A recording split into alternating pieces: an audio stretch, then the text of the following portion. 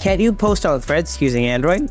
Hi there, this is Arthur, and here's how you can solve can't post on threads. To solve these issues, try out the 3 quick, simple troubleshooting steps. So without wasting any more time, let's get started. Solution 1. Troubleshoot the internet.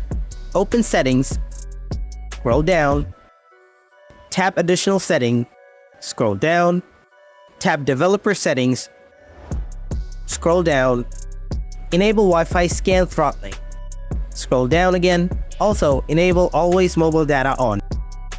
Solution 2. Remove software glitch. Tap and hold the threads.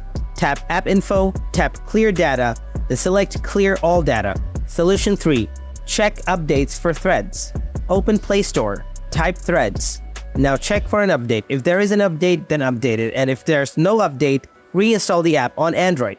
After following these 3 steps, your problems will be solved. Now, if you still have anything to ask, please ask me in the comment section. Thanks for watching.